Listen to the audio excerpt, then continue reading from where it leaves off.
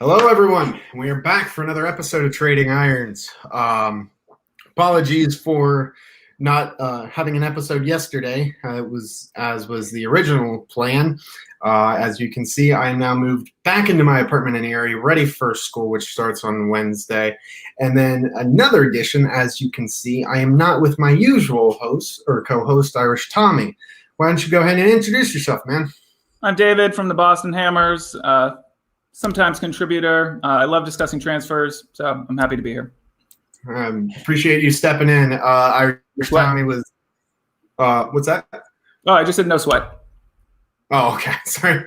But unfortunately, I was not able to be here yesterday or tonight. So at least not tonight. I haven't heard from him today. So, but as always, we're just back for another episode of Trading Irons, talking about the newest and latest rumors, talking about who we need to be looking at, if there's any sort of plan whatsoever for this transfer window. But first, I want to get started with this. As we did with our Tommy and I did with our first episode, we talked about what positions we believe needed most addressing. And as we now have a new guest, I want to turn it to you, David. What is your position that you think needs addressed most? Definitely fullback. I think with the Rice and with the Sushek and the Bowen signings, our central midfield got addressed. We have a lot of attacking wide players, but the fullbacks just don't provide good enough support. I don't like currently who we have at right back or left back. I don't rate Cresswell since his injury. Even Ben Johnson? What? Ben Johnson, I think it would be a good backup, and I think he could develop into a Premier League starter. I also think that it's too narrow a window. We've only seen him in so many games. That's fair. He gets after it. He seems like he defends well. He doesn't seem that good of a crosser of the ball from what I saw. So I don't know if he's that threatening, and you don't know whether he can develop into a fullback who could really hold, elite wingers in check. So to me, the jury's out on him. So rather than have some doubt, I would like someone who could at least compete with him at that position. Okay. And who we would rate slightly better. All righty. Well, then let me ask you this on a kind of as a follow-up with that. With all of the players we've been linked with, is there any particular players that you would be looking to bring in, fullback or any other position? The players that interested me, who we mentioned might bring in, one was Matty Cash from Nottingham Forest. He's supposed to be learned how to defend. He used to be farther up the pitch on the right side, but he's also good going forward. The latest I'm reading is that he's out of our price range, so we will not be signing him. And rumors are rumors, but it seems like that ship has sailed. I do for left back. I really like Rico Henry from Brentford. He had some injuries that derailed his career, but he's good going forward. And he's good defending, and he tries really hard. So I would love us to have him. We've been linked with him. That link hasn't fallen apart yet, so that's good news. I also don't mind the Gonzalo Montiel from River Plate. Yes. They have a good reputation of developing young players. Obviously, I haven't seen him play because I don't support River Plate. But I think he would be great to bring in to compete. That would be great on the right side, as opposed to Matty Cash. Yeah. Yes. A lot. So, full disclosure, a lot of what we're going to be talking about a little bit today is a little bit of continuation of the X podcast. And that is one thing Matty Cash has. It's not even so much that he's out of our price range now. It's more we're just not interested in him. Okay. It's the same kind of situation with Anthony Robinson out of Wigan, I believe it was. Supposedly, apparently, Moyes went to one match to watch him and didn't rate him off of that singular match. So he's now not interested at all, which boggles the mind a little bit that you can make a judgment call off of one match. But I agree with that. But I also think it's promising that he is going and watching all the players, even in between when he was managing matches. That to me is more promising than a manager who just sits on his ass, especially because we don't have a lot of scouts. So I would rather be the manager watching the players in person. Yeah, and with that too. I mean, on that note, I mean, Moyes going and watching it himself. He can judge himself. He doesn't have to trust potential scouts, even the scout that we have, singular. So he can see with his own two eyes and judge if he believes that he's going to be fit in our system. Now, I still don't agree with it being able to write him off after a singular match, but I mean that's kind of beside the point. I mean, I'm hoping that it's just because he saw something there. Yeah, I would imagine he has a feeling for something. He already has heard whispers or scouted the general game and see if one or two things has improved in that one match. But I agree, it's a limited window. So. All right. So one thing I'm going to do now too, with so many people now joining us in the chat room, I'm going to I want to give an update on our running list that I'm keeping. And this has been flooded thanks to the names given by X in his podcast. We are now, so I'll start off by saying 9 of these are either loans or free transfer rumors. But we are have been linked with a whopping 48 players. Oh. I mean and we're only halfway through this window. Yeah, and I felt it was slow. It must be even higher in previous windows because I felt it's been a little slow. But hey, what do I know? And I'll actually quickly address this. Yeah, I had actually seen this apparently some transfer, like the fantasy football, accidentally linked some of the first. So if it holds true, because and it looks like it is because it has Aston Villa playing home to West Brom. So, but if that holds true, we will be hosting Liverpool match day. It's the same thing every year. Ugh. It's top six. Yeah. Oh, there's Tommy. So yeah, thank you, Tommy. I mean, you're welcome. No problem. We will hopefully see him back here this week. But like I said, I appreciate you stepping in. So let's start with this. Let's start with the first confirmed bit of news with Albion Ajeti finally confirming his transfer to Celtic. I want to get your take on this. See what you think of it. Is it a good move? Was it a good decision? Was it the right time? What are your thoughts on it? Yeah, I think excellent move. I mean, he really didn't get a chance to prove himself, but there has to be a reason we weren't giving him game time. I mean, you're training over the course of a whole season. Both Pellegrini and Moyes must have seen something. So, I mean, we weren't going to play him this campaign either. So you might as well say sell him. We have to buy to sell according to everyone. So why not just start on that selling process and jettison someone who you know is not going to be needed the next campaign. Yeah, and for me, I'm kind of mixed because I agree with the whole bringing in the money, though it supposedly is only to finance the next payment for Allaire to give that to. It's basically going to be routed straight to Frankfurt's bank account. Mm-hmm. But I just hate the idea of him. Literally, I believe he made 12 appearances in maximum 210 minutes across all those appearances. I just don't think it's fair to a player to quickly move him on and say, yeah, thanks, you're crap, bye, with no real chance to prove himself, considering the fact that most of those minutes weren't even good minutes. They were all garbage time minutes when the game was done.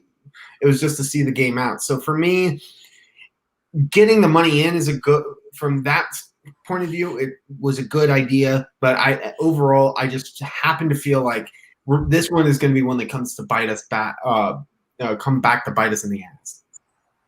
Yeah, I don't know. I think the Scottish League is a step down from the Premier League. The quality is a lot lower. So yeah. I think it would be hard to judge, even if he catches fire for Celtic and, scores 11 goals or something of that nature. I don't think it would be fair to say, oh, we lost out by letting him go because the Scottish League is so much lower in quality. If, however, he used Celtic as a stepping stone and then became better after that, then I think we could generally say we had lost an opportunity there. Yeah, and Tommy is exactly right here. unlucky that that Pellegrini didn't last a full season. The new manager didn't fancy him. Supposedly, from everything that had been reported, he was well liked and he actually was doing great on the training grounds. I don't know why he wasn't given a chance in an actual game scenario. And that was one of the questions he was asked on the way out. Like, I believe when he joined Celtic, he was asked about it, and he basically said, they didn't give me enough time, but it is what it is, which it sucks. It really sucks that for a player like that you're just cast off that quickly. Yeah, football's a cold sport. Yep, that is true. So, but with that being said as well, it seems to be, and supposedly this is how it's being reported, is that the defensive or like center back position is the primary concern. I don't know if it's the defense in general or if it's just the center back position or but I want to get your take on that. I know you just said that the positions that needed most upgrading were fullback, but do you think the defense as a whole needs upgrading? Yeah, in my humble opinion, the defense as a whole needs upgrading, needs bettering. But I would say that we just need a backup center back or a center back who we can rotate in when we're playing those more physical sides, like a Sheffield United, just because we look very lost against those sides. I wouldn't mind signing Shane Duffy as a backup center back and then playing him in the cup ties, playing him against the more physical teams, just because it's hard for us to defend. We get all the possession against them, but then they come back on us with their size and they take advantage of us. So to have a no nonsense defender, an old school defender like Shane Duffy, I think that would be really useful. Yeah. Right now, though, regardless, if say we were to bring in, let's hypothetically say Shane Duffy, stick him in the starting rotation or in the starting position, or would you stick with Ogbonna and Diop to start off the season? I would start with Ogbonna and Diop and see what happened. I mean, Diop is still really young. He's got immense physical talents. He's actually had some tremendous games against some of the better teams. He's made some mistakes as well. But some of those mistakes are because the fullbacks made an initial mistake.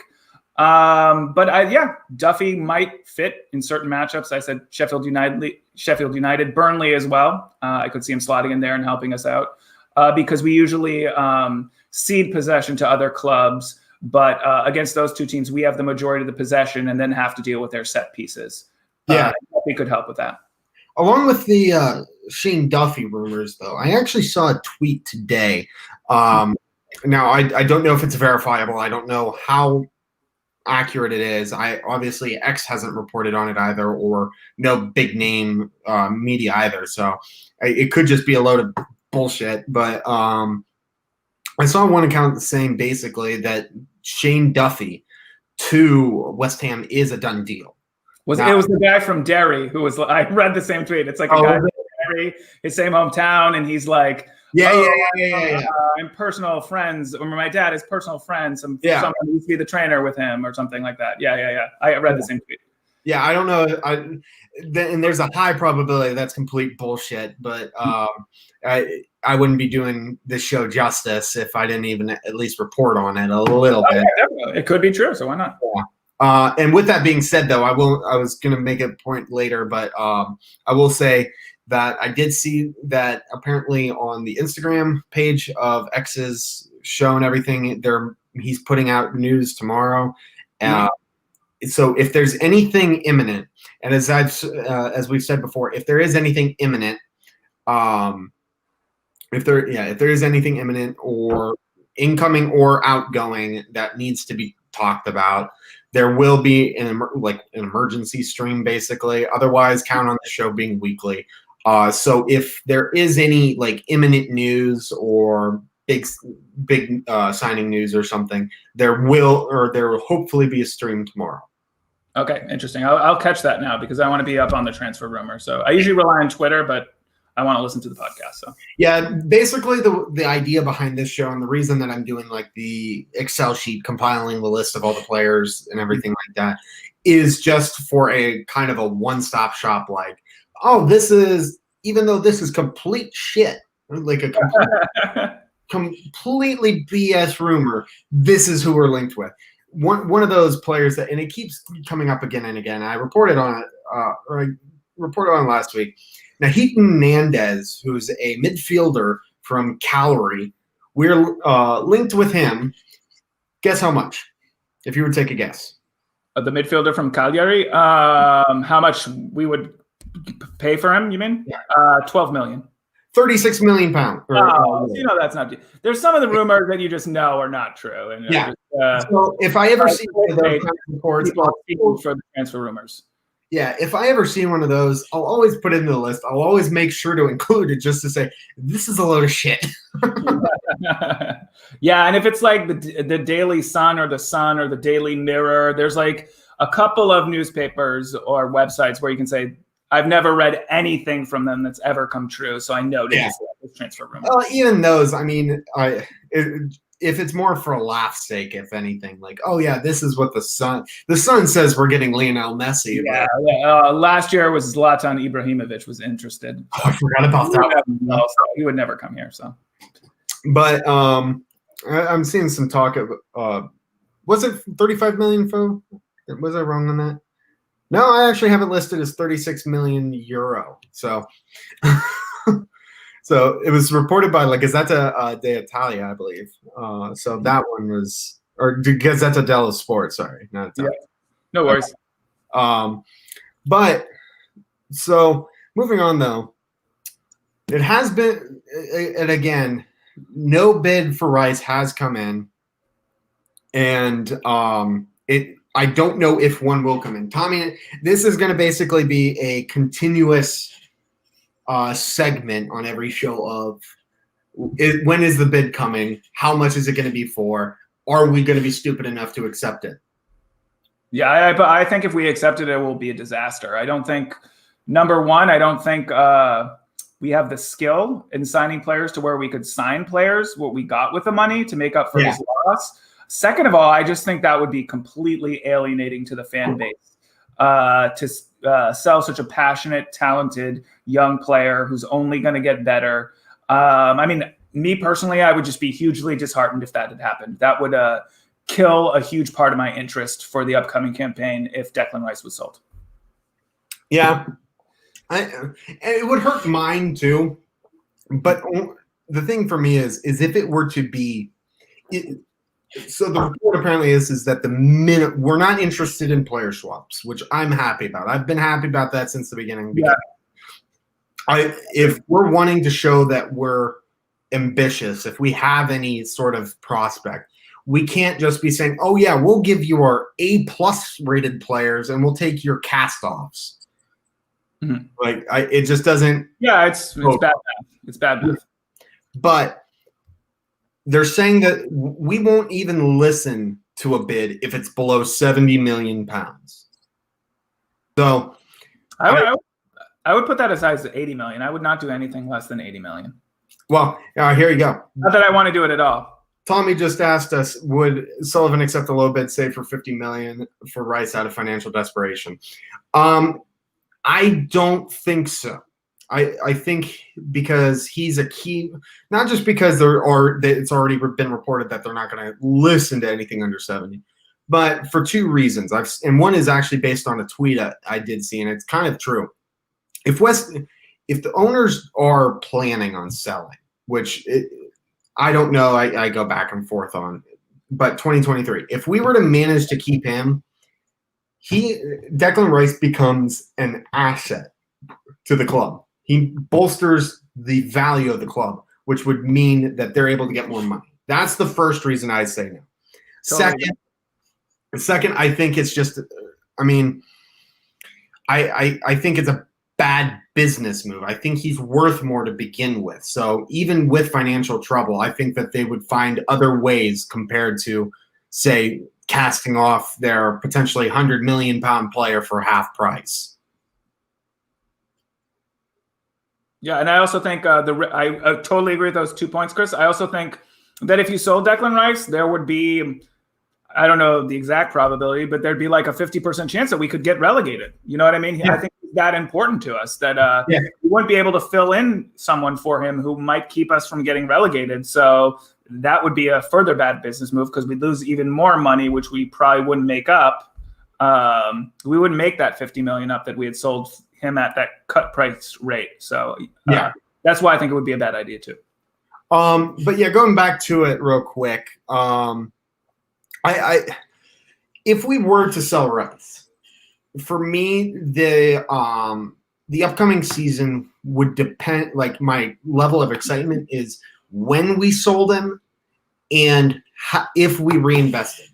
If we sold him early on in the window, say tomorrow, and had that 80 million to be able to get a replacement, address the fullbacks, and do anything else we need to, and our squad looks better on the back end of it, it would hurt, it would sting, but at the same time, that's kind of the game. But if we were to sell him on deadline day for half price and know that money will never be used to bolster the squad, then no. I would be infuriated if that happened. So those kind of things would depend, or would kind of make or break the season for me with regards to Rice. The one point I'd like to bring up is that I don't think there's a good chance of the first possibility happening, just because the way these transfer windows usually play out, and especially now with the coronavirus financial crisis, is first the big teams settle their squad. They spend all the money. They get the top players. Then based off to who they have to jettison or who they didn't sign, then the other clubs come in. So I think it will play out like that. I think it's been said that Chelsea are going to sign Ben Chilwell. I really want that to happen. Oh, I didn't see that. Then they'll have less money to spend potentially on Rice. I don't even think we can predict whether Rice is going to be bought until we see Chelsea's first signing.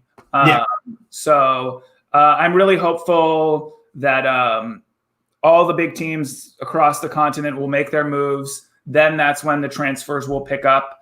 I think we're not going to spend a lot of money. I think we've got a good spine. I think it's not a Europa League team, but I think if we add 2 or 3 pieces, we could finish 11th to 13th and hope some miracle happened. That's what I want to see happen. But I think keeping Declan Rice has to happen.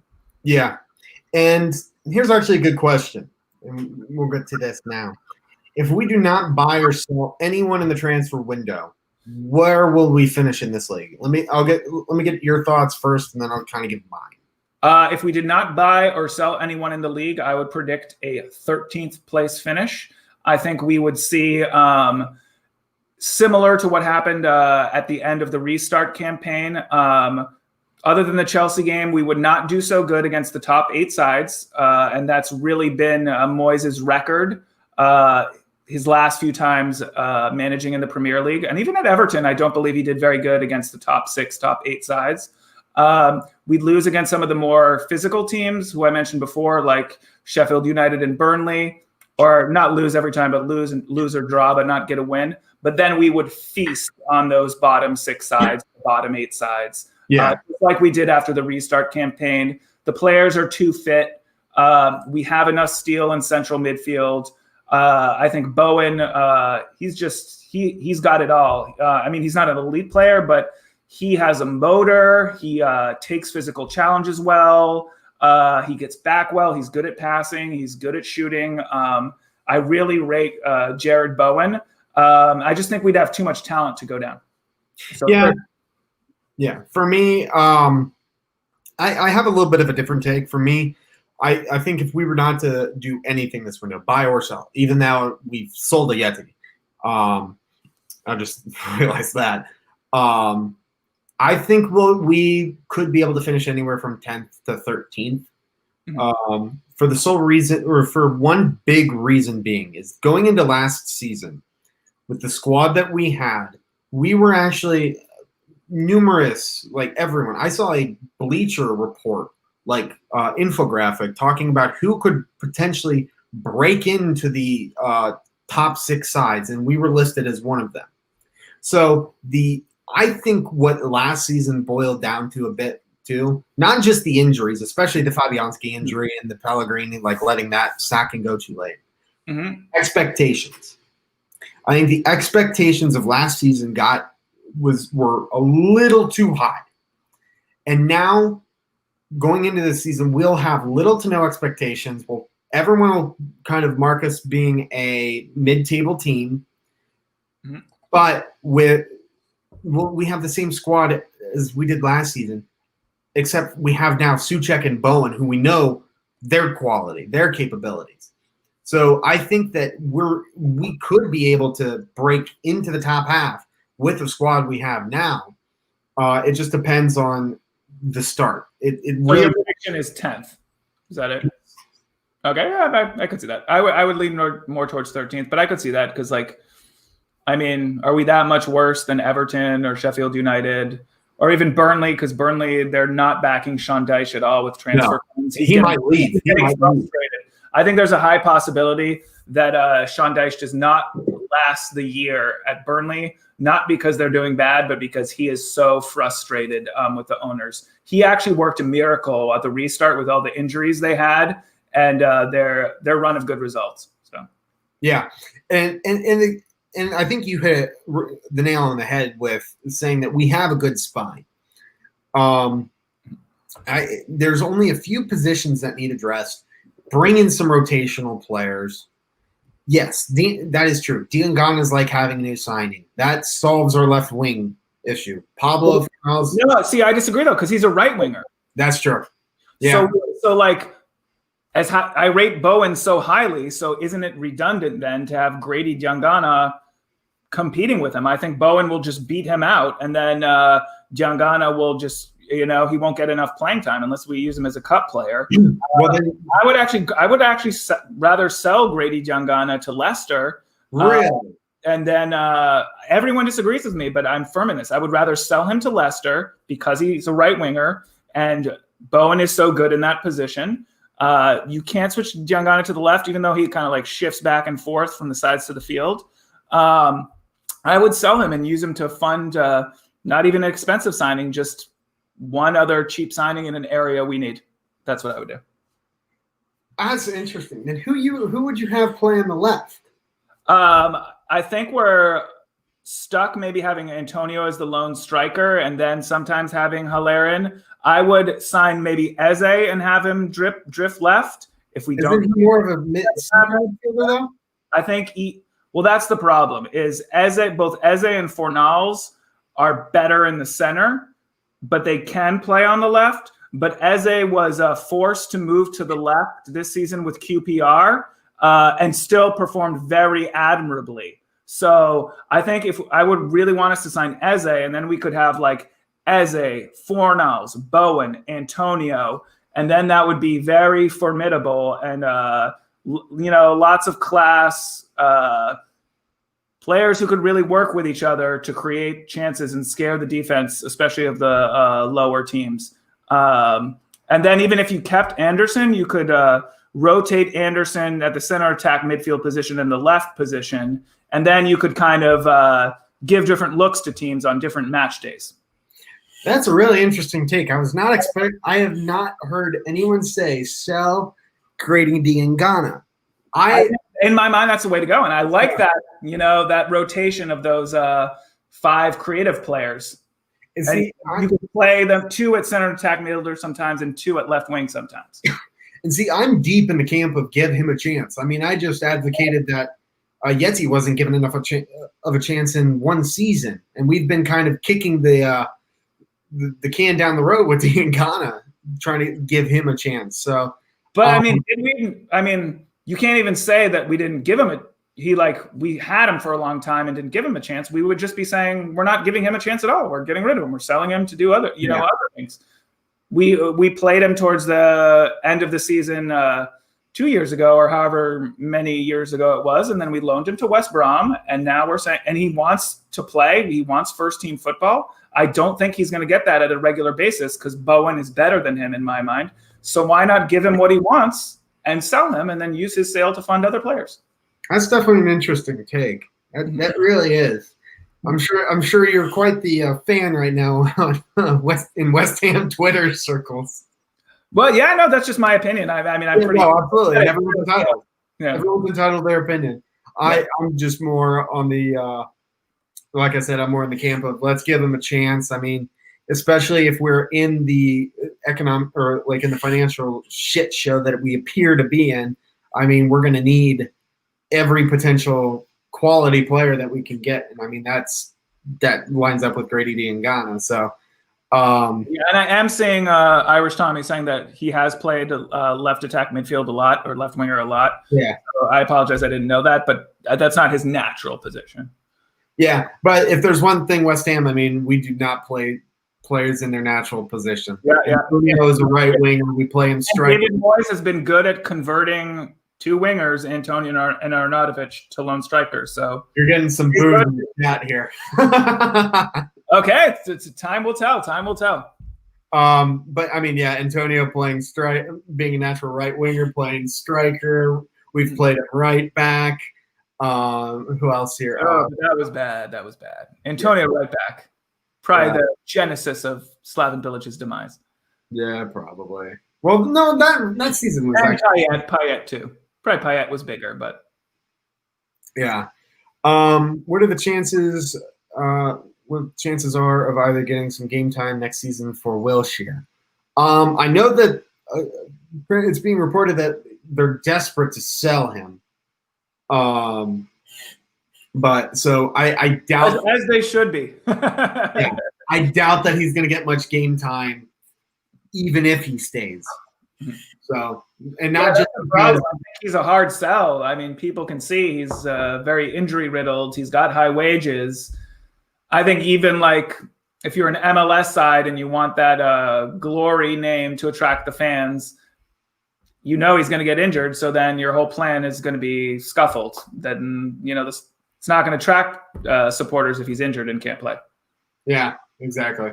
And Antonio was a very good wing back. I mean, he did the job he needed to. The following season, I mean, jury was out. Yeah, it's not that he wasn't good. I just don't think he wanted to do it. So he was pissed off at Slaven Bilic for putting him in that position. Yeah, but with what you were saying earlier, though, too, with Eze, Eze is a top priority still for us, according to reports. But we're in a position, obviously, of we need to sell before we can buy. So, and as we've said, the ones that we are desperate to get rid of are Wilshere, Anderson, and Lanzini. I want to get your take on who you would sell personally right now. My list for who I would sell is Lanzini, Masuaku, Wilshere, Balbuena, and like I said, Diangana, although I'm not he's not my priority for us to sell. Yeah. I think that would be a good decision. I think Lanzini, definitely. We just have a plethora of players who could play center attack midfield. Just like Cresswell, he hasn't looked the same since the injury.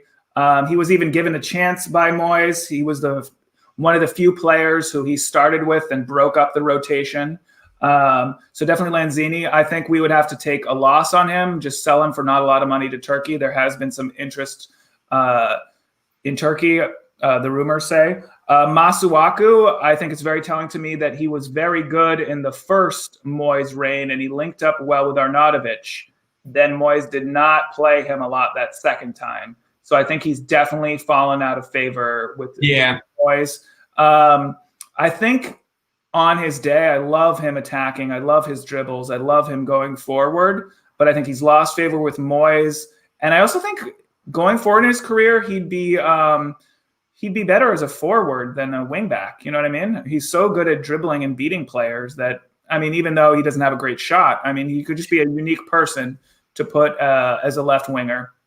But I think the time has come. Wilshere, definitely. I think everyone agrees with me.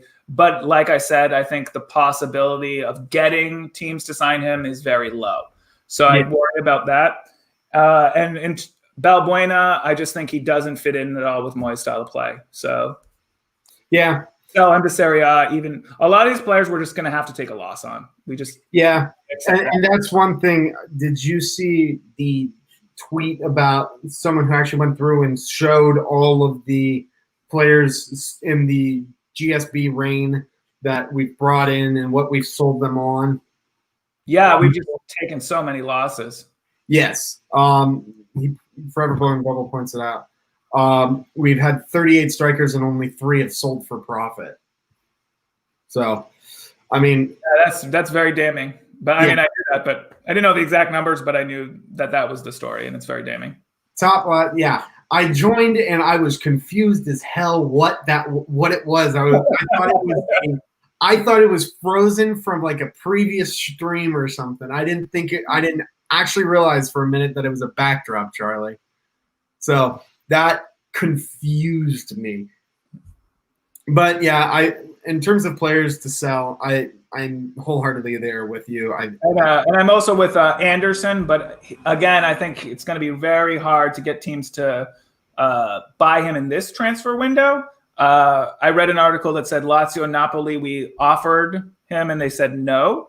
I think our best bet is doing what I said and kind of rotating him between left wing and center attack and midfield, and then have some good performances and then sell him to in the January transfer window. Yeah. Who need an upgrade. I think that's the way to go. Yeah. I actually had in that podcast as well. I'll keep referring back to it as long as it's relevant. Yeah. They actually are even like they're so desperate to get Anderson off of the books and away from the club that they're even open to loaning him out. Oh, okay, I could see that too. So we're just trying to make room on the bench, if anything. So, and I had actually seen comments. Where is it? From Foshizi here. Do you think maybe the talk about wanting to get another center back is to shift to a 3-5 sort of formation? Do you think is that in the realm of possibility? I don't think that is. I know he's done it on occasions, but that's not David Moyes' bread and butter. The first stint he was here, that was his bread and butter. But he did it right with Masuaku and Arnautovic. I don't know, maybe, but it just seemed like he was really set on his system after the lockdown. He made it work. I think you play that system if you don't really trust your 2 central midfielders. You know what I mean? So you provide them with a lot of support, but I think he does trust the center midfielders. I think he does trust Rice and Soucek. So had to bet my life on it. I'd say no, he's not going to do that. Yeah, I had actually considered it at first because I thought it was weird that we're trying to we'd be wanting to bring in someone like Shane Duffy just as a backup. But I think the more I thought of it too, he definitely rates Ben Johnson. And we're trying to get a left back in. So if we're trying to get a left back in and he likes Johnson, it just doesn't make sense why we would shift suddenly to a 3 at the back. Yeah, it doesn't make sense to me when I think it through in my head, especially because a center back 3 of Duffy, Ogbonna, and Diop, they're not the most mobile. You know what I mean? Even though I think Ogbonna has played in a 3-5-2 in Serie A, just that's not 3 center backs you want playing in a 3-5-2. So yeah, that's very fair as well. I'm trying to think of anything else here. I mean, the news. It's just been defensive. Like all of the ones from this week. I'm trying to look here. I guess maybe John Stones, but I don't even think John Stones is a good shot. Yeah, we're interested in him on loan. But yeah, I'm trying to look back through my my master list of who all we have. One of the more out there links this week I've seen, and it's from Spanish press, like Spanish newspaper, is that we're interested in Brahim Diaz, who's a midfielder for Real Madrid at 17 million euros. Again, it goes back to we don't have any money. So, is this one that could be legit? I don't know. Yeah, probably not. I suspect no. Honestly, I need to make a column in this chart of just yes or no, as in believable. I mean, I don't find that believable. Yeah, we're to list off the players that I've seen or I heard from X: Steve Cook, Lascelles, Craig Dawson, Fasu Mensah, Ryan Manning. I could see Craig Dawson and not everyone being discouraged by that. Yeah. Fasu Mensah on loan, of course. Ryan Manning, Danny Rose, Jeff Hendricks from Bournemouth on a free, and John Lundstrom. I don't know who John Lundstrom is. Lundstrom, sorry. Lundstrom, excuse me. Yeah, he's a Sheffield United defender. Okay. So, yeah, it's been a lot of the same too. I keep seeing Jovan Cabral from Sporting Lisbon. Again, don't think it's likely at all. He's a forward and apparently they're wanting 25 million euro for him. So yeah, I don't think we're, like I said before, I don't think we're going to buy anyone until we sell anyone. So all these rumors where we're going to spend actual money mean nothing until we sell and other teams buy, until it all lays out. So yeah, and that was one thing that struck me on the podcast too, and I think that's why it's the news on Instagram's coming tomorrow, is that apparently the players return tomorrow for COVID testing and in essence the start of the preseason already. It's either tomorrow or Monday. And if that is, and with that, they said that the transfers will start coming quick and fast, or the news will at that point. So I'm looking forward to that. Yeah, I think this next week is a make or break week. By the sounds of it, it'll show our ambition. It'll show where we think we are. It'll show who will be able to get, who will be able to move on. And I think within the next week and a half or so, we could finally start seeing what the squad could look like for the upcoming campaign. Yeah, interesting. Another thing I find interesting is whether we have a lot of forwards, but we only have one legitimate striker. Are we going to sign a second striker? And if we sign a striker, is it going to be Albajana Jetty number 2? Is it just going to be a second striker to have a striker? And I also think it's important too, because Antonio doesn't have a healthy injury record. So if he gets injured, then we have Haller with all those other players we mentioned, those creative players. Is he the type of player who can work well with them? Would we need that second striker? Or are we going to completely discount a legitimate second striker, which has been kind of a West Ham thorn in the side for a long time? And I think I think what could potentially happen is, especially given the wage constrictions, I could see us running at least until January, the January transfer window, with Xande Silva as the backup. Oh yeah, I could see that. I mean, he's constantly on the bench. I mean, obviously that doesn't mean anything. I'll be on his Jets. He was basically on the bench every single match. But I mean, he does have a good record in the underleagues. So is it? Yeah. Well, I just want to see him come out to the bubbles one time. He was so enthusiastic about it. He has to. With that meme within the West Ham fan group, fan base, that has to happen once. Just even if it never happens, he just has to visit Upton Park. London Stadium one time so he can do it. Yeah, he's just gonna buy his own bubble machine and walk out there one time before he gets sold.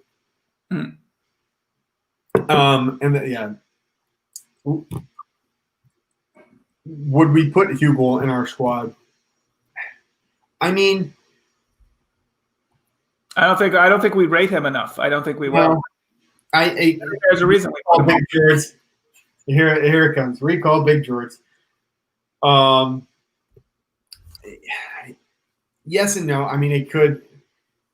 If wage constrictions hampered us enough, I could legitimately see us running as a with two backup strikers in Zande Silva and Hugo, would I be about it? Hugo has a pretty high wage. That is true. Yeah, and he's going to be another. Then he's going to be another one to get hard to get off the books. Right. Exactly. No, unless he's used in a deal for Eze. Yeah, but I think what I heard is that QPR doesn't want to do that because even though they would gain some money in the swap, that then they would be paying such high wages for Jordan Hugo, but they wouldn't want to do that. Yeah. I think Sam Inkersole said that too on American Hammers TV, and I've heard yeah, I haven't been able to watch that full thing, so yes, absolutely, Kieran, I totally agree. Oh, Roberto, he sent chills down my spine. I can't. The fact that we could legitimately get a transfer fee from Atletico de Madrid for that guy. No, I didn't believe that for a second. We could get it from a lower level Spanish side. I mean, Spanish side, but X was talking about it, about potentially Atletico Madrid being interested in him, which is nuts. He's so confounding to me. I just don't see how he could play for Olympiacos in the Champions League. I forget if he played for Alaves or Leganés on loan, but he had some really bad performances. But I think he played in a 2-1 on a victory. Yeah. So how is he so bad for us? My working theory is that he's already pretty bad, but he's not as bad as he was. But he just had no idea that he was going to be called into action and was just partying it up in London. And was not a good shout. What scares me more is I remember a report a while ago. I forget who it was by. But apparently, before Fabianski basically fell in our lap, Roberto was the one that we wanted to go after. Yeah, well. So, that's why. Husillos is at Atletico now. I didn't know that. Is that right? I didn't know that either. Unless Tommy's just. Yeah, I'm looking this up because I don't know if this is true. I thought I read that he signed with some other. Well, you better not be bullshitting us here. I think they are a little bit. Let me check it out. I'm looking it up right now. Well, it comes up in the Google search. I don't see anything. But here. So, no. He went with Pellegrini to Real Betis. So that's PS. Oh, really? Okay. So wrong Real. Different. Atletico one's Real. Oh yeah, that's right. Yeah. As soon as I started saying it, I knew it was wrong. Yes, recall Roberto. Tommy, one thing he did ask is, surely we can't have Haller starting on the bench next season. I think that we're going to try and go to a two. How does it actually work? This is actually what I was thinking about when I knew I was going to be on the show. So if we use both of them, I still want Bowen as the right forward. So then do we put Antonio kind of on the left, even though he's a striker, and have him roam? Or do we put Fornals or Anderson, assuming he's not sold, and then have that huge gap in the middle? It seems like it's actually how does that actually work? Now that it's being put into into a question form, I'm trying to picture a way to get, and the only thing I can think of is 3-5-2. That is the only way to get the 3-5-2. Is that my math right? Yeah, that is. Sorry, I didn't know if my math had it up there for a second. But yeah, so we had 3 at the back. Then we could have Bowen on the right, Dean Gana on the left, Souček, Fornals, and Rice in the middle. Antonio, Haller up front. Because otherwise, I mean, someone's relegated to the bench. Because it doesn't work out. Right, and I agree that makes sense, but I don't think that's David Moyes' system. I think we're kind of stuck with Haller, who doesn't fit in with David Moyes' system, and that is worrying to me.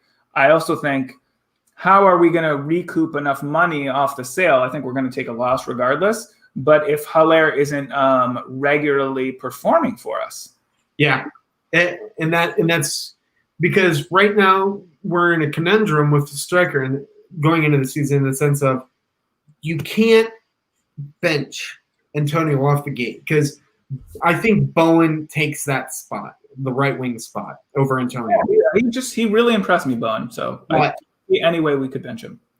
But off of the back of the restart, I think it's incredibly stupid. It'd be almost a stupid decision to bench Antonio. No, and I don't think he's going to do that. Yeah, and really get him to an impact sub. But at the same time, you can't start off a season with your record signing on the bench for however long he's been on the bench. I think though you might have to. I think you might have to acknowledge the fact that Antonio is going to get injured. So yeah, have a cool head. Start with Haller on the bench. Start with Antonio as the lone striker. We have all these other good creative players around him. Hope you start strong. Then with a backup plan in case Antonio gets injured and proceed from there. Could you what I would do if I was Antonio on the left? No, see, he wouldn't like that either. He veers to the left to get those far post headers. That would blunt his effectiveness. If you start with him on the left, that doesn't make sense to me. Now that this question has been brought up to me, I'm starting to fall into the camp with Foshizi. It just doesn't make sense to me that you could have, because the only feasible way to get your best players on the field with Antonio and Haller up front is a 3-5-3 or 3-5-2. Okay, I'm kind of getting sold on this, although I don't know. I don't want it to be. I prefer 4 at the back. I mean, especially with how leaky we've been in the past, especially with 3 at the back. Yeah, and Tommy, if we don't play Haller, he'll put in a transfer request.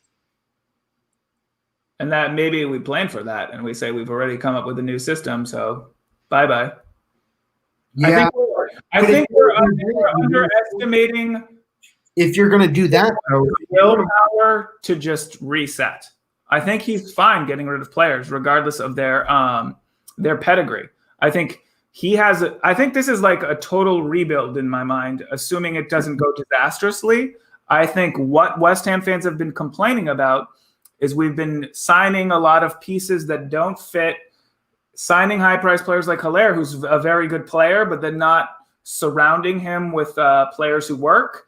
And then we're constantly jettisoning the players who didn't work each season. I think it's okay to say for now we're not going to have a lot of ambition. We want to start slow. We want to finish 11th and then build on that. And the only way to do that is to slowly bring in players who fit in Moyes' system and try to build from that. I think that's the only way forward. Charlie, are you? I'm trying to figure that out, the math out on that. Yeah, exactly what the players would be. Is that did Charlie just do that for us? Fabianski, Johnson, Diop, Barnett Cress, Suchek Rice, Fornells, Bowen, Haller. Are you thinking he's going to rock with a 4-2-2? Yeah, that's not a 5-3-2, right? That's a no. Yeah. Yeah, Tommy's so right. It's hard to rebuild with no money. So I think the reason we chose Moyes is because we know we have no money to rebuild. So let's just choose a manager who has a set rotation of players, who's good at conditioning them, which we saw after the restart. And if we lose money on the players we already signed, that's fine. Just don't spend too much money unwisely going forward. Yeah, and as a counter to one of your points earlier, you were talking about is if we don't maybe try and sell Haller in January if it doesn't work out or anything. If Moyes doesn't feel that Haller fits his system, why wouldn't he try? I mean, that's potentially 45 million pounds worth of player right there. Why wouldn't he be trying to sell him? So I think he's going to try. He'll give him a chance. So I think he's going to start. I'm actually really Charlie's saying 4-3-3. Yeah, maybe. It's going to be. I either see it being if unless we bring in players, unless players move on and we bring in players. It's either going to be that 4-3-3, and we're going to have some issues up front in terms of who we go with, Antonio and Allaire, or it's going to be 3-5-2. I don't see it any other way. Those are. I agree. Those are only two possibilities. Yeah, I don't see any real opportunity. That whole thing just gave me a massive headache. Actually, I think it gave you a massive headache because it shows our limitations. I think the fact that these are the only two choices, and one choice is like we won't be using a talented player. We can't hope to finish that high. And the other choice is something that's like, this would be really awkward and might work, but has the potential for disaster. I think that shows you how limited we are. And I think it shows you our lack of depth. I think that our striker depth is so bad that we'd have to do this weird system to make our actual strikers work. And now that I'm thinking about it out loud, the last time Moyes went to the 3-5-2 was to accommodate a lone striker. It was not to accommodate two strikers. Yeah. So why, that would be going. This next season just got a whole lot more interesting to me because I have no idea what we're going to do. To round out this show, though, actually, there is a question I saw a bit ago that it's a good question, actually. Without playing a minute yet, without knowing who all is going to be on the team, as of right now, who would you say for next season is the hammer of the year? Ooh. Super early predictions. Oh, I'm just going Declan Rice again. See, and that's what I'm thinking. For me, it all depends on who's here when the transfer window finally shuts. You're right, because he could not be here. But I think if Rice is here and he has even remotely close to the season that he did this year, I think it's hands down Rice. I think if Souček were to continue on the way he was this season and continue for a full season, with or without Rice, Souček. With Rice, I think it's a close second. Mm-hmm. Yeah, I would say Souček. I would also say maybe Bowen. I'm totally showing my Bowen fanboy tendencies here, but yeah. All right, well, yeah, so this has actually been a very interesting show. It's given me a lot of thinking to do about what the state of this club is, like in terms of where we're at with our player selection, player depth, formation, and everything. So this has been one of That's the way it should be. I'm telling you, I'm half Italian. The Italians love discussing the tactics and the formations. But listen, mate, again, thank you for joining. I know it's kind of been a little crazy with not being able to go yesterday. Real quick for everyone in here, one of the reasons too that I was not able to do it yesterday, I told Tim about this. So I draw my home, like where I'm from, where I've been for the last few months due to quarantine and everything, is Central Ohio. But just under, like with stops, just about 4 hours to Erie, PA. We got off on the highway, meaning my mom and I, and off the highway into Erie. And my mom makes me realize I forgot my apartment keys. Oh, damn. So it took us a while to get in. So just wasn't a good situation overall. So I apologize for the craziness of the past few days, but I appreciate your flexibility. I appreciate you being able to join in Tommy's stead. Thank you, Tommy. Thanks, Tommy. We will hopefully be back next week, if not sooner, depending on if there's any imminent news, as always. But until then, come on, you Irons. Come on, you Irons.